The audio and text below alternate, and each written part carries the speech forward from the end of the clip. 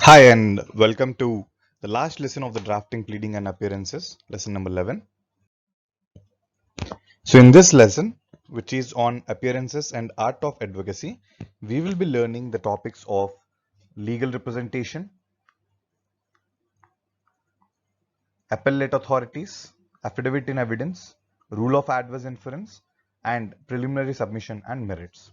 So, before I take you further, so this, as you can see, is one of the main parts of your paper. So, your paper is on drafting, pleadings, and appearances, and this lesson is on this appearances. So by appearance we are not intending it how you appear, but it is an extension of it as to how you appear before certain authority. Whether do you have a right to appear before an NCLT, and what are the other tribunals or bodies where you have right to represent a client. So that is what we are focusing in this lesson. And the portion on art of advocacy, I will not be discussing much on that, for the simple reason that it is purely philosophical. It has nothing to do with any law or nothing to do with uh, you know any specified act or anything which is a thumb rule for all, right? It has something to do with the philosophy behind advocacy, because if you are a practicing professional, what are the things you should keep in mind, right, when you meet a client, when you go appear before a court or a judge. So these are all the things which you need to learn out of your practice, right? But however, the ICSM material has beautifully codified it, and it has given a very relevant portion of what you need to do as an, what are the arts of advocacy, or several ways through which you can improve your skills of understanding your client and also representing the case better. So do read that, and that should suffice. So that is a pure self-reading material, and that should really suffice, right? So with this brief intro, let's move ahead. So legal representation. So we're all a practicing company secretary. So mind my words here, it is a practicing company secretary. So where all does he have the power to represent his client? So first and the foremost, our parent act, that is the Companies Act 2013, where you can represent before the NCLT as well as the NCLAT, right? So section 432 empowers us to represent before the NCLT and the NCLAT. Then we have the TRI Act. TRI is Telecom Regulatory and Telecom Regulatory Authority of India, where it is a regulatory authority for the telecom industry in the country. So in that act, section 17 empowers us to represent before the appellate tribunal under the act. So where there are any telecom related disputes between any telecom companies, in that case you can represent one of the telecom company before the appellate tribunal under section 17 of the TRI Act. Then we have section 15V of the SEBI Act 1992, whereby we can represent before the Securities and Appellate Tribunal. And this is a very interesting uh, representation, because it covers a wide range of laws. Then we have the Competition Act 2002, pursuant to, in the sense that, before the Competition Commission of India, we can represent the client. And then we have the RERA, the Real Estate Regulatory Authority Act 2016, Real Estate Regulation and Development Act 2016, by which we can represent either before the Real Estate Regulatory Authority. Every state has got a real estate regulatory authority, so it is a statewide authority. State-wise, you have a different authority. So every state you can go and represent. Appellate tribunal. So every state has got, I mean, sorry, for all the states you have an appellate tribunal, you can go represent before that particular state's appellate tribunal. So each state has got its own appellate tribunal, you can go represent there. Or an adjudicating officer. So you have an adjudicating officer, so you can go and represent your case even before them. So this is as per the RERA. So these are the various acts and the places where you can represent your client and you can represent a particular case, right? So earlier, more or less, everything was advocated by, or rather argued by, the lawyers and the advocates. But now, as a company secretary, you have got an opportunity to represent your client in various situations like this. Let's move forward. So now let's try to understand various appellate authorities under these acts where we actually can go and represent, right? And earlier we did not consider the income tax authority, but however, yes, even under the income tax, we still have got certain right to represent because income tax is a very wide area and hence you can actually go represent your client there. So talking about the Companies Act, we have the tribunal. So from any dispute in the tribunal, you go to the NCLAT, and where there is any dispute in the appellate tribunal, that is National Company Law Appellate Tribunal, then you go and represent or refer your case before the Supreme Court. So this is provided by the Act itself. So from the NCLT to NCLAT, you have a limitation period of 45 days, and if it exceeds 45 days, then the NCLAT can condone your delay by further another 45 days, but beyond that you cannot go. Similarly, from NCLAT to if you go to Supreme Court, 60 days is the actual limitation period. If it exceeds 60, another maximum 60 days is something which you have, beyond which you cannot, with the Supreme Court won't condone the delay if you do not file the appeal during that time, before that time. So this is as per the Companies Act. So coming to the SEBI Act 1992, under the SEBI Act 1992, you have the whole-time member, adjudicating officer, or the IRDA, that is Insurance Regulatory Development Authority, or the PFRDA, that is Pension Fund Regulatory and Development Authority, right? So even either by order of the whole-time member, or by the order passed by the adjudicating officer, or by IRDA or PFRDA, if you are infringed by either of these orders, then you can prefer an appeal before the SAT within 45 days. If it exceeds 45 days, then SAT has got right to condone such delay. And from SAT, that is Securities Appellate Tribunal, if you are infringed by any order, you can go and pass within 60, you can file an appeal within 60 days before the Supreme Court. So this is as per the SEBI Act. Now, as per the Income Tax Act, it is quite tricky, right? There is a huge litigation possibility under the Income Tax Act. So firstly, you will have an order passed by the income tax officer. Then you can go on an appeal before the Commissioner Appeals. Then from Commissioner Appeals, you can go on appeal before the Income Tax Appellate Tribunal, ITAT. And from the Income Tax Appellate Tribunal, you can go on an appeal before the High Court. And from High Court, you can go on an appeal before the Supreme Court, right? So off the records, usually if you get to meet any professional practicing under the Income Tax Act, they will definitely let you know how difficult it is to contend your case in a legal way. There are various practices in the income tax departments which do not encourage an ethical way of guiding your client, right? However, in the recent past, they are trying to make it completely electronic so that there would be no, or rather very minimum chance of unethical practices there. So as of now, yes, this is the stages. So say it's from the income tax officer, you will go to the Commissioner Appeals, and from there to the ITAT, and from there to the High Court, and from there to the Supreme Court. So this is the appellate authority under the Income Tax Act. So coming to the RERA, so as we have seen, from under RERA, we can represent. So under RERA, the orders may be passed either by the regulatory authority, real estate regulatory authority, or with adjudicating officer. So from there, within 60 days, we can appeal before the appellate tribunal, that is for the RERA appellate tribunal. And from there, within 60 days, we can get to appeal before the High Court. Because appellate tribunal, unlike under the Companies Act, we do not have an appellate tribunal for the country under RERA. Every state has got its own appellate tribunal, and hence from the orders passed by the appellate tribunal, we can only refer or prefer an appeal before the High Court of that particular state. And from the High Court to Supreme Court, is there any possibility of an appeal under the RERA Act? The answer is no. Hence, such appeals will lie as per the CPC, because RERA is a civil in nature. But however, there are also cases where RERA authorities can pass orders which include like penalties, and there are compensations involved.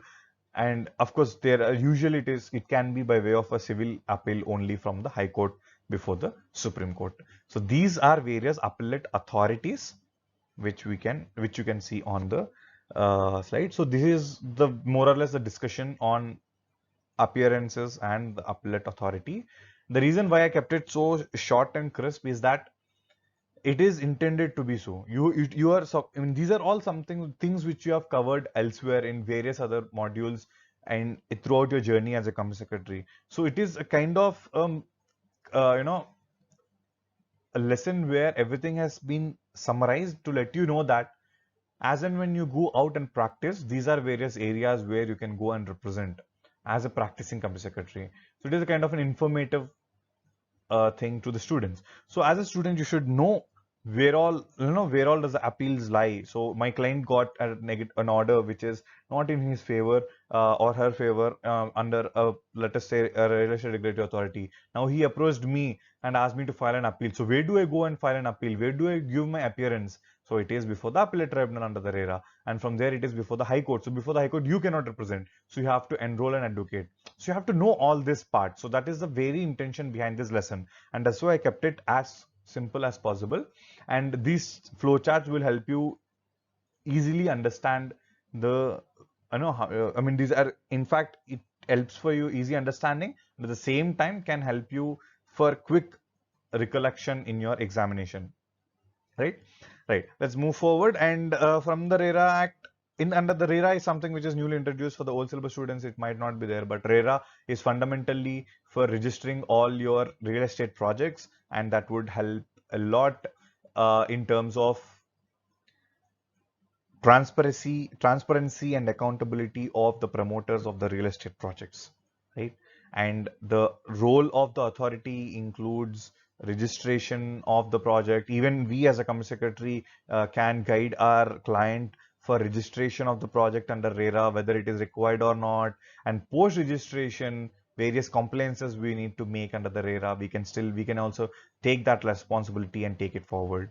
So this is about a brief discussion on RERA. RERA is has come alongside with IBC, and majority of the real estate industry is now coming online by making all its submissions online before the RERA authority, or even the agreements will be available online, and every customer can go and understand what are the various permissions this project has obtained, and how, and and various other details of this project, and whatever the declarations made on the RERA website, the director or the promoter of such real estate project can be made liable if it is not made within the time. And if the time exceeds, you can claim for compensation from the promoter, and there can be disputes in terms of payment of the compensation. So you need to go and file an application before the real estate regulatory authority, and that is where again a company secretary can be involved. And this is one very good practice for various practicing company secretaries, which is an evolving area where you do not find more of company secretaries there. And it's actually a grave concern for the profession, because it's quite important for those in practice to actually go and reach out to such masses of cases under the RERA, which would help a lot in terms of the practice, and also a wide area of practice would be open for the company secretaries. Let's move forward. Now, there is this Directorate of Enforcement which you need to know, which is an authority under the Foreign Exchange Management Act, and it is purely under the RBI. It is one of the limb of the RBI, and it is majorly dealing with the foreign exchange frauds. And also, as you can see on the screen, it is fundamentally for the purpose of investigating any contraventions of FEMA, contraventions of PMLA. By PMLA we mean Prevention of Money Laundering Act, and also for the Fugitive Economic Offenders Act.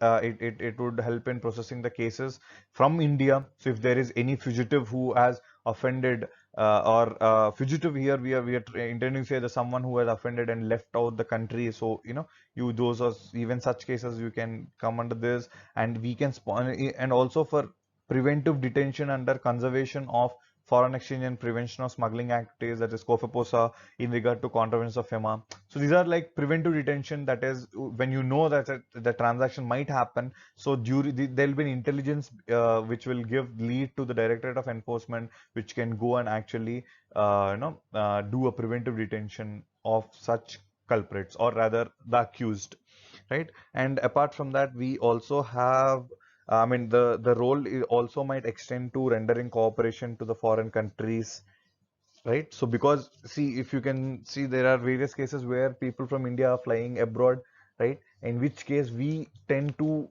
take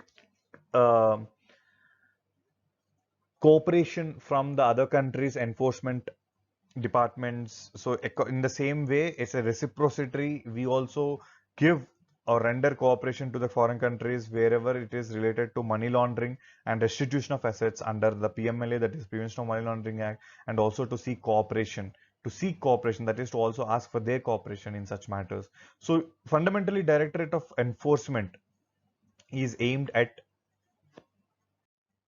ensuring that no fraudulent economic activity, or rather, proceeds of crime are not being built, and even that there is no possibility of dealing in fraudulent transactions involving foreign exchange. So that is one very important role. And when it comes to money laundering, like to launder the money, right? It just the name just suggests. So you converting your black to white, or white, trying to make it a legal currency.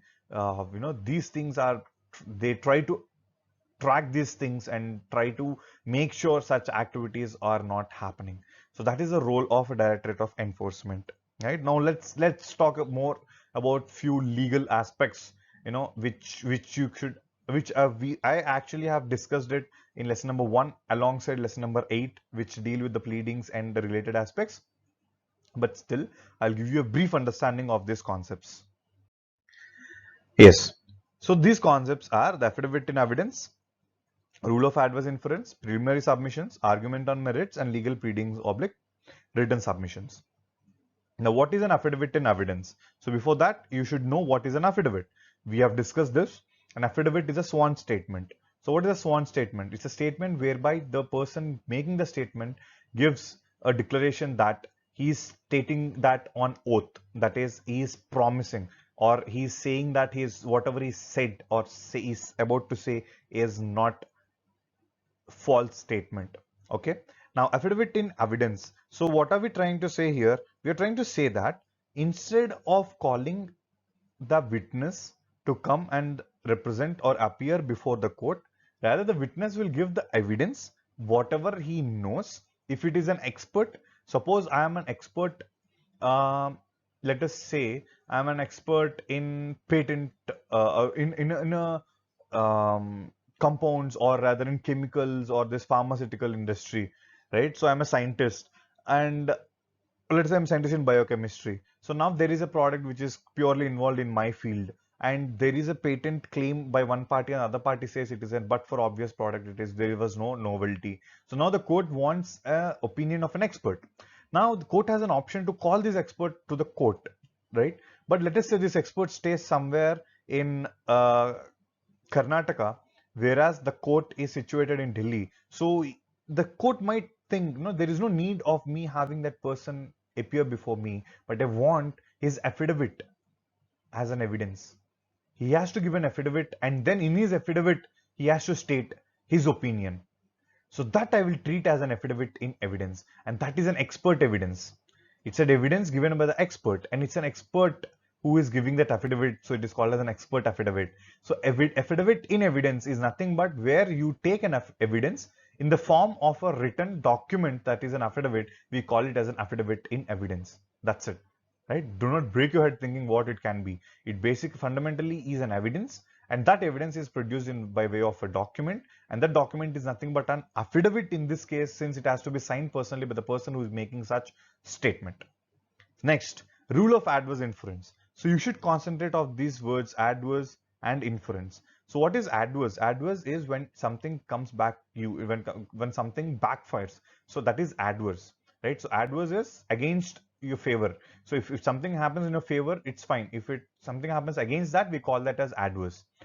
Inference. Inference is when we do not know what something is, we tend to infer depending on the particular situation, right? For example, you see a person, you see a dead body and a person standing nearby with a gun, or with holding, by holding a gun.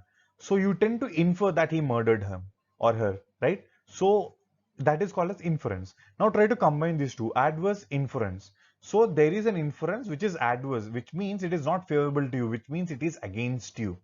So an inference may be made against you. So what is this concept of rule of adverse inference? So it tends to say that if suppose one of the parties have a very crucial evidence, which if they produce before the court, that would solve the case, but that party is not intending to produce it before the court, is not willing to get it before the court, and it is showing utter, it's showing reluctance in doing so. In such a case, the court might raise its suspicion and think, oh my God, this guy is not giving me that particular property, or rather evidence which is in his hands is not giving that before the court, which means maybe he's afraid it might go against him. So that is what is called as an adverse inference. The court in such cases can take an adverse inference against that party and pass an order in favor of the other party, right? So is it making sense? You should think from these lines that where you have a particular evidence and you tend not to produce it before the court, in such evidence is so crucial that it can even solve your case. In such a case, I might raise my suspicion against you and take an adverse inference against you, right? An inference which is taken adverse against you. So that is what is a rule of adverse inference. Now, preliminary submissions and the legal pleadings or written submissions. So what are these preliminary submissions? These two should be read together. So preliminary submissions are those where you do not argue on the merits. What are merits? Merits are the facts, right? You do not go to the facts, right? So let us say the dispute is that A has got a property. So this is the same example I've given you earlier also. B says A and B are brothers. A has occupied more than 50% of the property. B wants him to go back from this property. Now, A has filed a suit. Oh, sorry, B has filed a suit saying that A had illegally occupied my property. So grant a permanent injunction to A to not to enter my premises. So now B has got interest in this case, so he filed a plaint. Now A has to reply to it by way of a written statement. But what did A do? A rather filed a preliminary submission. Oh my God, what is this preliminary submission here? So A is trying to say to the court that honorable court, you do not have jurisdiction in this case. Or it says that honorable court, the limitation period is over. Or it says that B did not pay proper court fee. Or the format of the plaint is wrong. Or the name of the court is not mentioned in the plaint. Or the affidavit is wrongly signed. Or the date is wrong. Or the summons have not been issued properly. Like this, I'm not at all going to the facts and trying to say that that is my land. I have property to prove that it is my land. I can go and do farming there. Who is B to ask me? I'm not going into the facts. Rather, I'm trying to argue on certain preliminary issues like jurisdiction, limitation, court fee valuation. So these are certain preliminary issues. Format of the plaint, description of the parties, cause title, stamp duty. So these are certain preliminary issues. Unless you do that, the case will not get a validity. So instead of going and arguing on the merits, I tend to argue on these issues so that the court would not even entertain the suit. So that is what is preliminary submissions or the written submissions of the legal pleadings, right at the initial stage of the case. Now, what are these arguments on merits? So it's just the opposite. So in the sense that when the other party now tries to prove that, see, these are your facts which you mentioned in the plaint. Now listen to this written statement. Now I'm arguing on the merits saying that, okay, B says he owns this property. No, I own the property. This is a sale deed. Right? So I am debating on the facts of the issue. B said A legally approached. I say no, I have been there on the property for past 15 years and there has never been a notice for me to evict the property. So here I am going and hitting and directly arguing on the facts of the case. Hence, that is what is called as arguments on merits. This is the final topic of our entire series of videos on drafting. I happily announce that we have completed all the lessons, lesson 1 to lesson 11, which include lessons covered for old syllabus also. There was only one different lesson, which is compounding of offences, which has also been covered in a separate video to the old syllabus students. So we have covered the entire syllabus for both the old and the new syllabus students. And only one disclaimer I can give, I did not cover how to draft. I've only purely covered the theoretical, and that too something which can give you a very good approach to before you can go to an examination. So these videos are intended to give you the understanding of the subject, right? However, we have also come out with a course, an online course on drafting, pleadings and appearances, wherein we cover the entire syllabus with various more practical examples than what you have seen during all these videos. And also I have tried to give much more explanation, so a detailed explanation on each topics than what I've covered on the YouTube. So YouTube videos are purely summarized, and I tried to wrap it, or rather no, summarize it as much as possible, because I don't want you to spend a lot of time, because these videos are not intended to give you a detailed understanding of the concept. These videos are intended to give you a brief understanding so that you can build on it, right? But for those who can afford, for those who want much more value addition in this drafting paper, not just from the exam point of view, but also from the profession's point of view, because as I told earlier, being in a profession, a CS is intended to have a lot more skills on drafting. So here we intend to give more insights on how to draft all the deeds, whichever you've seen the theory, you've seen in the videos, all the deeds. We have designed certain interactive presentations through which you as a student will have to click on certain aspects, and then only then you will be you can proceed to the next slide. And then in each slide we have introduced two fictional characters, Sid and Sana, who would be narrating you various instances and try to make you laugh. We wanted to make it more fun so that you can enjoy the subject. And at the same time, we want to mentor each and every student with separate sessions, and at the same time there would be doubt clarification sessions. So as and when you see all our videos, so basically our videos will be pre-recorded and it will be uploaded on a portal, and for each lesson there will be quiz, and at the same time there will be an assignment. And for the assignment, whatever the submissions you make through the scanned copies, I would go refer it. In a sense, it need not be scan per se, but you can take a photograph and send. I will give a personal feedback on all the assignments to every student who does that. And at the end of the session, you will also have 3 mock tests. And apart from that, every lesson there will be a personal video from me, wherein you can see me and I will let you know how to prepare for that particular lesson alone, right? So it's like a wholesome package for this entire drafting paper. And trust me, and if you can afford an amount of 4,000 rupees, so it's 5,000 actually, but since it's the first batch where we have come out to monetize, so we decided to go at 4,000 rupees. You would have a lot of value addition on this subject, right?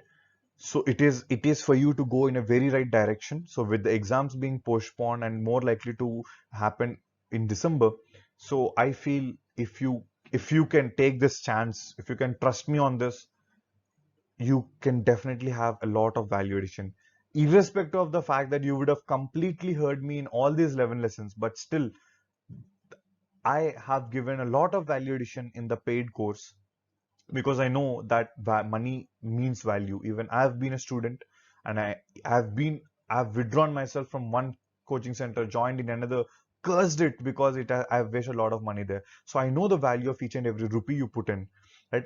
And even the course fee has been kept in such a way that it is affordable for all, right?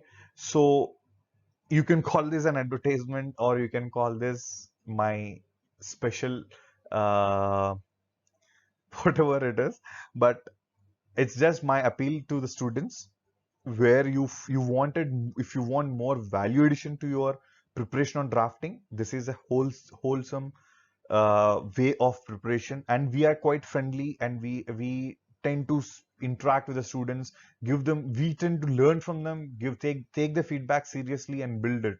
So you can be part of building the brand Virtualaw, because it's the first course we have come out with, and there are lot many to come. So we are not like the standard coaching centers where we intend to brush your knowledge purely at the exams point of view. So it is a completely different philosophical approach which we are having here. So you can experiment, learn, you can gain a lot of value addition from the course, right? Thank you so much, everyone, for being very patient. And if you have completely covered all the lessons, means that gives me an immense satisfaction that I've given a kind of a value addition to you. Because if someone didn't like me, they would have discontinued from some part, maybe at some lesson, but you have stayed with me for the entire 11 lessons. So it means a lot to me and to the team Virtualaw. So from Virtualaw, I personally thank you for being a fan to Virtualaw.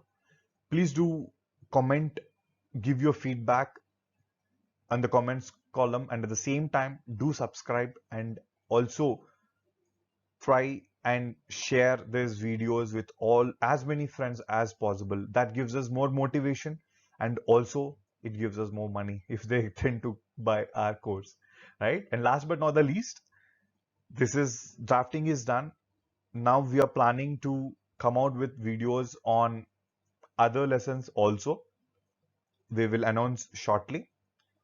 But students, all the very best and do your best. Thank you so much.